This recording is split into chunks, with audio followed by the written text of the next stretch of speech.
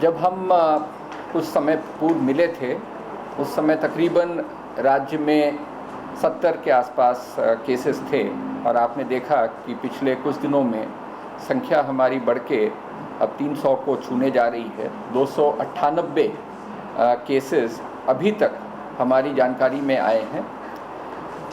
जिनमेमें से 56 केस स्वस्थ होकर वापस चले गए हैं।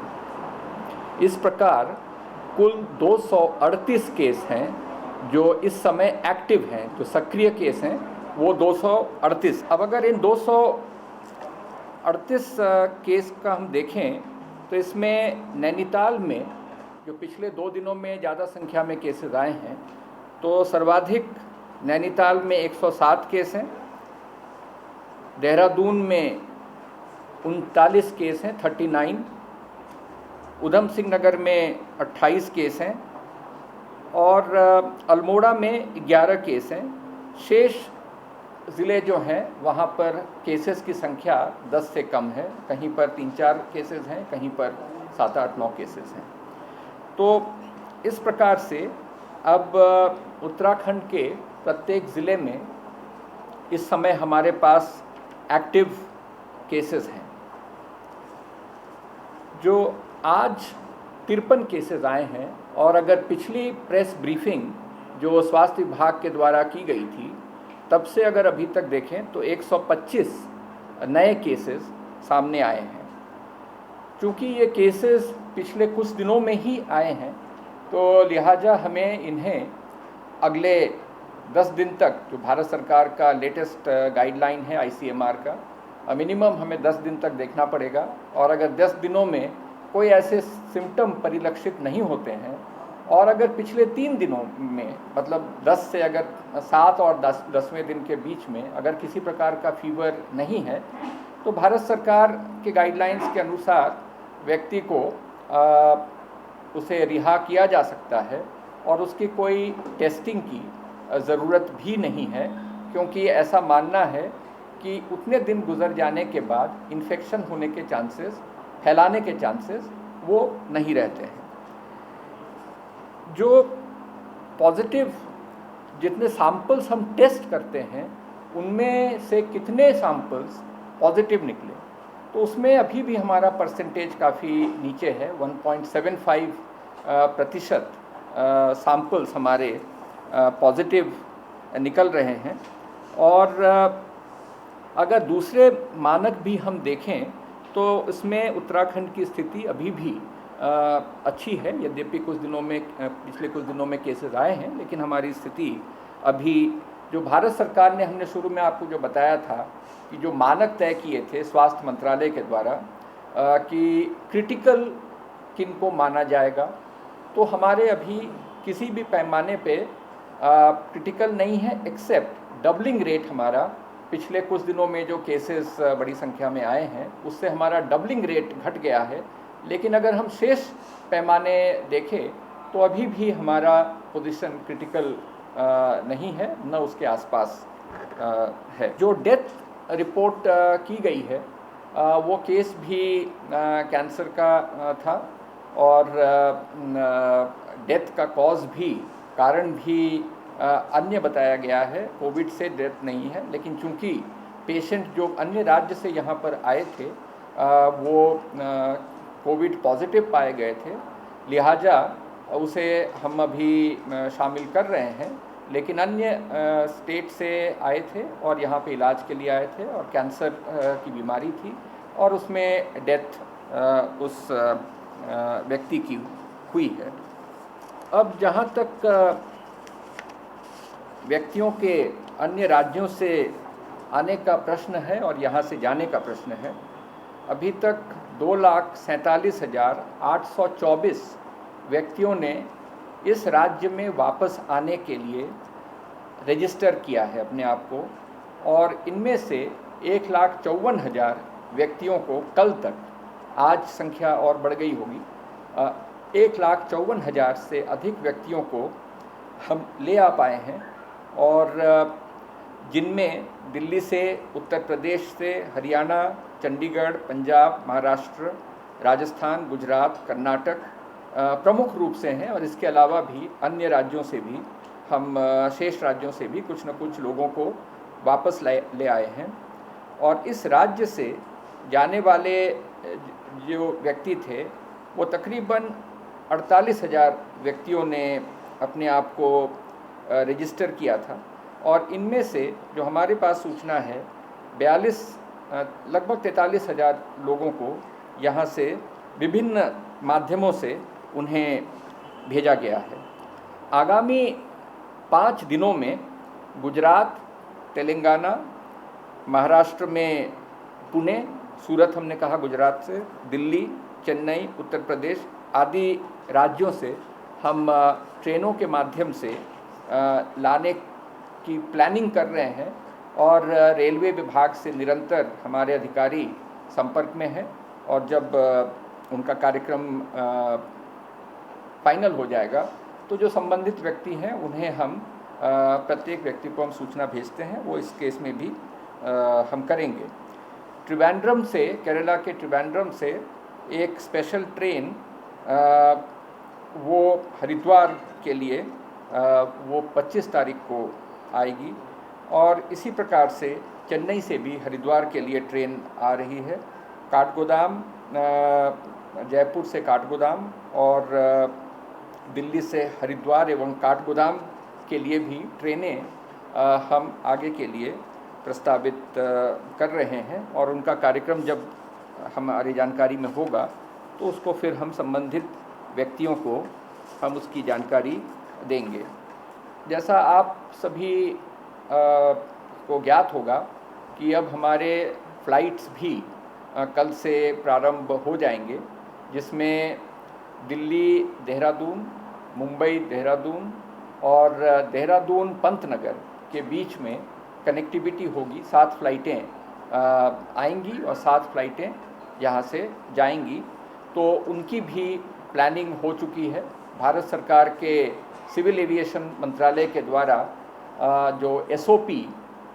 वो कर दिया गया है, जिससे कि ये ज्ञात हो जाए कि जो एयरपोर्ट के अंदर किस प्रकार की व्यवस्था होगी, हवाई जहाज़ के अंदर किस प्रकार की व्यवस्था होगी, जब वो पहुंचेंगे जो यात्री उनके लिए किस प्रकार की व्यवस्था होगी, ये मिनिस्ट्री ने जारी कर दिया है। और राज्यों से अपेक्षा है कि जब वो व्यक्ति आते हैं तो उनके लिए किस प्रकार का SOP बनाया जाए, ये राज्यों के ऊपर छोड़ा गया है। राज्य सरकार के द्वारा भी SOP को अंतिम रूप दिया जा रहा है। इसमें मुख्य बात ये होगी कि जो व्यक्ति आएंगे उनको हम क्वारंटीन में रखेंगे, जिस प्रकार से अन्य माध्यमों से जो यात्री आ रहे हैं उनको हम क्वारंटीन की व्यवस्था करते हैं। इस केस में हम उन्हें कोई होटल में भी उनके रुकने की व्यवस्था करेंगे, जिसका भुगतान संबंधित व्यक्ति के द्वारा किया जाएगा। अगर कोई व्यक्ति क्वारंटीन स्वयं को क्वारंटीन किसी होटल में पेड व्यवस्था में नहीं करना चाहते तो हमारे पास जो अन्य व्यवस्था है उसके तहत इंस्टीट्यूशनल क्वारंटीन में रखा जाएगा। एक बात ये आ रही है कि हमारे बहुत सारे उद्योग और व्यवसाय अब चालू हो गए हैं, और कुछ उद्योग और व्यवसाय को चलाने में टेक्निकल मैन पावर की ज़रूरत पड़ती है। किसी मशीन में कोई खराबी आ गई या और कोई ऐसा कारण हो जिससे कि उस उद्योग को चलाने में दिक्कत आ रही है, तो ऐसे या व्यवसाय को चलाने में दिक्कत आ रही है, तो ऐसे कुछ लोग आते हैं जो कि बहुत अल्प समय के लिए आते हैं, और 14 दिन का क्वारंटीन में फिर जो है वो उद्देश्य की पूर्ति नहीं हो पाती है। तो उसके लिए जो व्यवस्था बनाई गई है कि ऐसे व्यक्तियों को जो होटल्स हमने क्वारंटीन के लिए रखा है उन्हें वहाँ पर क्वारंटीन के लिए भेजा जाएगा, और उन्हें सख्त हिदायत दी जाएगी कि वो सिर्फ जिस स्थान पर उन्हें कार्य करना है वो वहाँ पर जाएंगे। वहाँ पर जो दूरियां बना के रखनी है, वहाँ पे जो एहतियात बरतने हैं वो बरते जाएंगे, और फिर उसे जिस तारीख को वापस जाना है वो सीधे वापस जाएंगे। इसकी जिम्मेदारी उस व्यक्ति की होगी, और अगर इसमें किसी प्रकार का वायलेशन पाया जाता है तो फिर नियमानुसार कार्रवाई हो सकती है। तो ये व्यवस्था भी हमने की है, क्योंकि बहुत सारे उद्योगों में इस प्रकार की परेशानी आ रही थी और भारत सरकार ने भी इस प्रकार का हमें एक छूट दी हुई है, जिन्हें जो आवश्यक कार्मिक हैं, टेक्निकल कार्मिक हैं, दूसरे कार्मिक हैं, जिनको किसी उद्योग व्यवसाय को चलाने के लिए जिनकी आवश्यकता पड़ती है, उसके लिए हम इस प्रकार की व्यवस्था करें। तो इस हमने आदेश इसका जारी किया हुआ है। जो सूचना अभी हमारे पास है उसके हिसाब से 200 व्यक्ति जो विभिन्न देशों से उत्तराखंड मूल के व्यक्ति थे वो वापस आ चुके हैं, जिसमें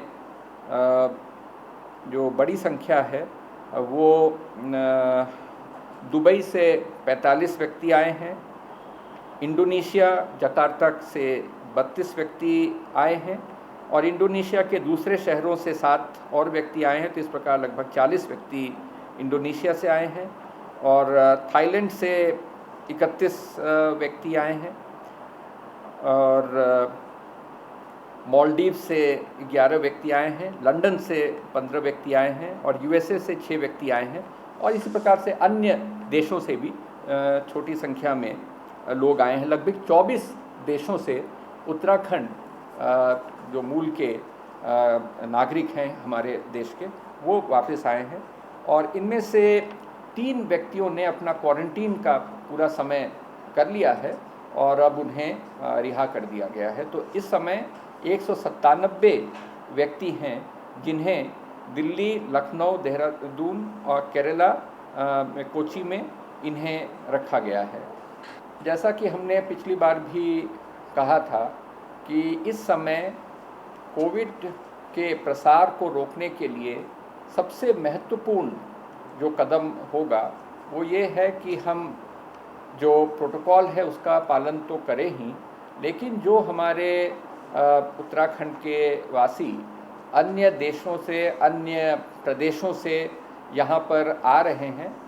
उनका क्वारंटीन पूरी तरह से उसके नियमों का पालन होना बहुत ही आवश्यक है और जहाँ कहीं पालन नहीं होगा वहाँ पर फिर सख्त कदम उठाने के संबंध में माननीय मुख्यमंत्री जी ने भी निर्देश दिए हैं और इसी प्रकार के निर्देश हमारे ज़िला प्रशासन को, पुलिस के अधिकारियों को और सभी को दिया गया है। ये क्वारंटीन को बहुत ही सख्त तरीके से इन्फोर्स करना है और आपके माध्यम से भी मैं ये संदेश देना चाहूँगा कि हमारे प्रवासी भाई और बहन काफ़ी मुश्किल में थे और बहुत मुश्किल समय उन्होंने 2 महीने गुजारा, बहुत धैर्य के साथ, बहुत संयम के साथ उन्होंने गुजारा है और अब जब वो उत्तराखंड में आ गए हैं तो कुछ दिन की बात है, अगर वो उसी धैर्य और संयम के साथ और समझदारी के साथ अगर वो क्वारंटीन को पूरा करते हैं तो उनका परिवार भी सुरक्षित रहेगा और उनका समाज और उनके अगल बगल के रहने वाले लोग भी रहेंगे। तो मैं आपकी तरफ से सभी को ये अनुरोध करूँगा कि वो क्वारंटीन को इस समय सबसे अधिक महत्व दें और उसमें किसी प्रकार का व्यतिक्रम, उसमें किसी प्रकार का वायलेशन वो न होने पाए, ये बताएं। हमने इसके लिए एक व्यवस्था भी तैयार की है। व्यक्ति जब उत्तराखंड में आते हैं तो उनकी सूचना हम ज़िला प्रशासन को भी भेज देते हैं और उनको भी जानकारी में होती है कि कौन व्यक्ति कहाँ पे जा रहे हैं। इसके अलावा ये सूचना को हम जो हमारे विलेज लेवल पे, ग्राम स्तरीय जो अधिकारी और कर्मचारी जिनकी ड्यूटी लगाई गई है, चाहे वो आशा, एएनएम कार्यकर्त्री हों, चाहे आंगनबाड़ी के कार्यकर्त्री हों, चाहे वो हमारे अध्यापकगण हों, चाहे वो ग्राम विकास अधिकारी, पटवारी, लेखपाल, ग्राम पंचायत अधिकारी या अन्य कोई अधिकारी कर्मचारी जिनकी ड्यूटी ज़िला प्रशासन के द्वारा लगाई गई है, तो उनसे अपेक्षा है कि वो इसका ध्यान रखें कि कहीं पर भी वायलेशन क्वारंटीन का नहीं हो। इसके अलावा यहाँ से मुख्यालय से भी फ़ोन के माध्यम से पूछा जाता है उस संबंधित व्यक्ति का, क्योंकि उसका टेलीफोन नंबर भी हमारे पास होता है और अगर हमें रिस्पॉन्स नहीं मिलता है तो ऐसे केसेस को हम गंभीरता से लेते हैं और वहाँ पर हमारी टीम जाएगी और संबंधित व्यक्ति से जानकारी करेगी कि क्यों उनके द्वारा टेलीफोन को बेजवाब नहीं दिया गया है या टेलीफोन को क्यों बंद रखा गया है। इस समय सभी को, जो हमारे भाई बंधु वापस आए हैं, वो समस्त लोग अपने टेलीफोन को रखें, खुला रखें, और जब उनसे पूछा जाए उनके हेल्थ से संबंधित जानकारी, उनके जो वेलफेयर से संबंधित जानकारी जब उनसे मांगी जाए तो ये निश्चित रूप से दें। अगर उन्हें किसी प्रकार की परेशानी भी है तो उसे भी अगर वो बताते हैं तो निश्चित रूप से डिस्ट्रिक्ट टीम या यहाँ से टीमें उनके सहयोग के लिए सामने आएंगी। इसके अलावा प्रत्येक ज़िले में हमारा जो अलग अलग रिस्पॉन्स टीम्स बनाई गई हैं, और उन रिस्पॉन्स टीम्स के पास भी जो आने वालों की सूची है, और उनसे भी अपेक्षा है कि वो प्रत्येक दिन राउंड लगाएं और अपने इलाके में ऐसे व्यक्तियों के बारे में जानकारी प्राप्त करें, उनके स्वयं से, उनके परिवार से, उनके अगल बगल के पड़ोसियों से भी जानकारी करें कि उस व्यक्ति के द्वारा क्वारंटीन के जो नियम हैं उसका पूर्ण रूप से अनुपालन किया जा रहा है। मुझे बताते हुए बहुत खुशी है कि उत्तराखंड में अधिकांश लोग, मैं कहूँगा कि बहुत बड़ा प्रतिशत, वो पूरी तरह से क्वारंटीन का पालन कर रहा है। लेकिन कहीं कहीं से इस प्रकार की जानकारी प्रेस के माध्यम से भी प्राप्त होती है। हमारे जो हमने बताया कि 2-3 लेयर्स में हम ये सूचना कलेक्ट करते हैं, तो वहाँ से भी जानकारियाँ प्राप्त होती हैं, और जहाँ कहीं जानकारी इस प्रकार की मिलती है वहाँ पर नियमों के अंतर्गत सख्त कार्रवाई की जाएगी। अभी तक वायलेटर्स के खिलाफ 3,000 से अधिक मुकदमे कायम हुए हैं और 20,000 से अधिक गिरफ्तारियां भी हुई हैं। क्योंकि अभी हम पिछले कुछ दिनों में बड़ी संख्या में केसेस की वृद्धि देख रहे हैं, तो आपके माध्यम से मैं बताना चाहूँगा कि प्रशासन पूरी तरह से तैयार है इन केसेस को डील करने के लिए। इसी की तैयारी पिछले 1.5-2 महीने से हम लोग कर रहे थे, क्योंकि ये उम्मीद थी कि बड़ी संख्या में कभी न कभी सर्ज आएगा। अन्य देशों का भी अगर हम उदाहरण लें तो वहाँ पर भी इसी प्रकार का सर्ज किसी न किसी कारण से आया है, और हमारे देश में भी इस प्रकार आप देख रहे हैं कि सभी प्रांतों में संख्या में तेज़ी से वृद्धि हुई है। हमारे अगल बगल के प्रांतों में भी हुई है, दूरस्थ प्रांतों में भी हुई है, और उत्तराखंड में भी ये एक ज़बरदस्त वृद्धि आई है। तो मैं ये बताना चाह रहा हूँ कि प्रशासन इसको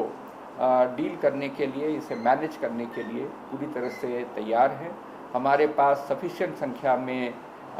बेड्स हैं, हमारे पास सफिशिएंट संख्या में ऑक्सीजन की व्यवस्था है, वेंटिलेटर्स की व्यवस्था है, आईसीयू की व्यवस्था है। पिछले 2 महीने में हमारे जो स्वास्थ्य कर्मी हैं, हमारे डॉक्टर्स हैं और दूसरे जो कर्मचारी हैं, उन्होंने कोविड के केसेस को स्वयं डील किया है, और बहुत ही बुद्धिमत्ता के साथ, बहुत ही बहादुरी के साथ, बहुत सूझबूझ के साथ उन्होंने केसेस को डील किया है। और इसीलिए आपने देखा होगा कि इस राज्य में कोविड से मृत्यु का दर हिंदुस्तान के जो सबसे अच्छे परफॉर्मिंग जो प्रांत हैं उनमें उत्तराखंड भी रहा है। तो हम जनता में किसी प्रकार की कोई पैनिक होने की ज़रूरत नहीं है, और मैं आपसे भी निवेदन करूंगा कि आप भी इसी प्रकार का संदेश दें कि हम किस तरह से तैयारी कर रहे हैं और हम पूरी तरह से उसको डील करने के लिए सक्षम हैं। अब जो हमारी दूसरी गतिविधियां हैं,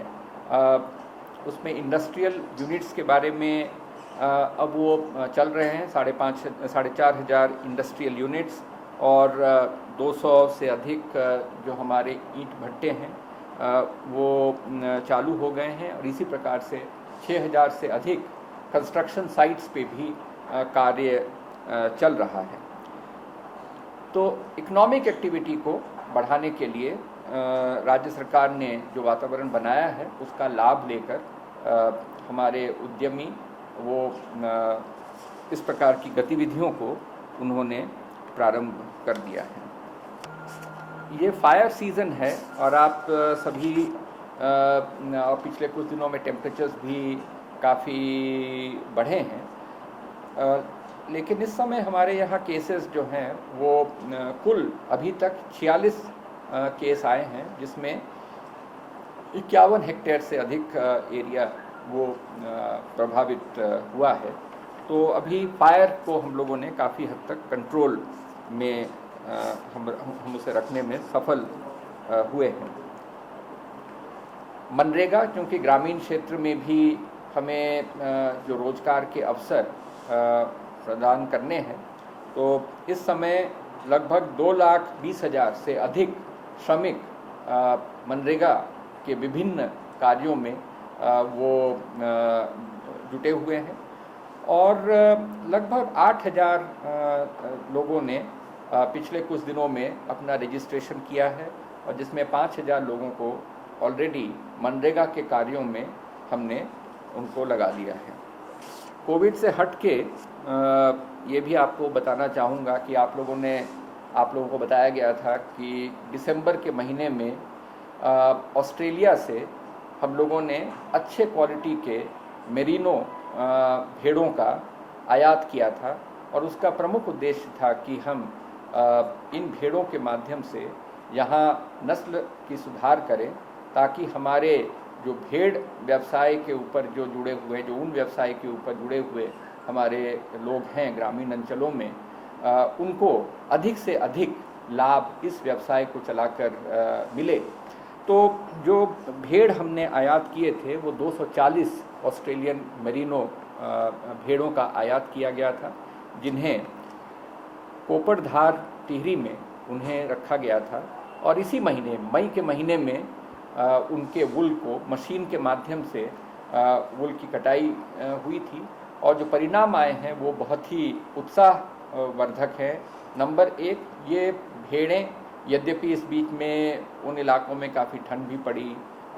बर्फ़बारी भी हुई, बारिश भी हुई, लेकिन ये भेड़ें सुरक्षित हैं और उनमें जो अलग अलग पैमानों पे हम वुल की क्वालिटी को देखते हैं तो ये पाया गया कि